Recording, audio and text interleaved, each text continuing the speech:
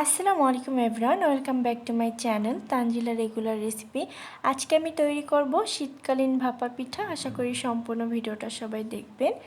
একটি বাটিতে আমি মেজারমেন্ট কাপের 2 কাপ পরিমাণের চালের গুঁড়া নিয়ে নিয়েছি। এবার আমি চালের গুঁড়ার সাথে অ্যাড করে দিব হাফ টেবিল পরিমাণের লবণ। লবণটা দিয়ে খুব সুন্দর করে হাত দিয়ে আমি চালের গুঁড়োর সাথে মিশিয়ে নিব। মেশানো হয়ে গেলে আমি এখানে অল্প অল্প করে পানি দেব আর খুব সুন্দর করে চালের গুঁড়োর সাথে মেখে নিব।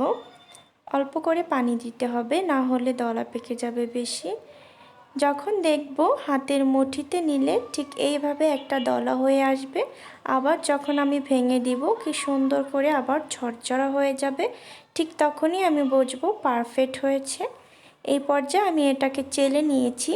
চেলে নেওয়ার পরে আমি এটাকে 10 মিনিটের জন্য রেস্টে রেখে দিব। এবার আমি মিঠাইটা এভাবে কুড়িয়ে নিব। আপনারা চাইলে মিঠাইটা ভেঙে গুঁড়া করেও নিতে পারেন।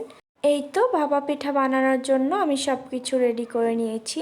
এখানে মিঠাই নিয়ে নিয়েছি, নারকেল, চালের গুঁড়ো। এবার আমি ঠিক এরকম একটা সাইজের বাটি নিব। বাটিতে আমি চালের গুঁড়োটা দিব, দিয়ে খুব সুন্দর করে চেপে চেপে নিতে হবে, না হলে কিন্তু ভাপে দেওয়ার সময় ভেঙে যেতে পারে। আপনারা চাইলে কিন্তু পিরিচ দিয়েও বানাতে পারেন, যে কোনো ছোটো সাইজের জিনিস দিয়ে আপনারা বানাতে পারেন। এবার আমি এটার উপরে দিয়ে দেব মিঠাই। আপনারা মিঠাইটা আপনাদের পছন্দ মতো দিতে পারেন। মিঠাইটা দিয়ে খুব সুন্দর করে আমি আবারও চালের গুঁড়ো দিয়ে দিব। চালের গুঁড়োটা দিয়ে খুব সুন্দর করে আমি আবারও চেপে চেপে নিব।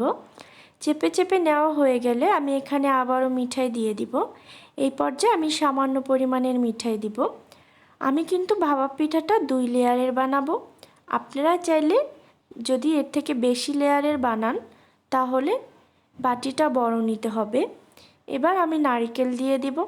নারকেলটা দেওয়া হয়ে গেলে আমি এখানে আরও সামান্য পরিমাণের চালের গুঁড়ো দিয়ে দিব। চালের গুঁড়োটা দিয়ে আমি খুব সুন্দর করে এটাকে আবারও চেপে নিব। আমার ভিডিওটা ভালো লাগলে লাইক কমেন্ট শেয়ার করে দিবেন। নতুন নতুন ভিডিও পাওয়ার জন্য চ্যানেলটি সাবস্ক্রাইব করে দিবেন।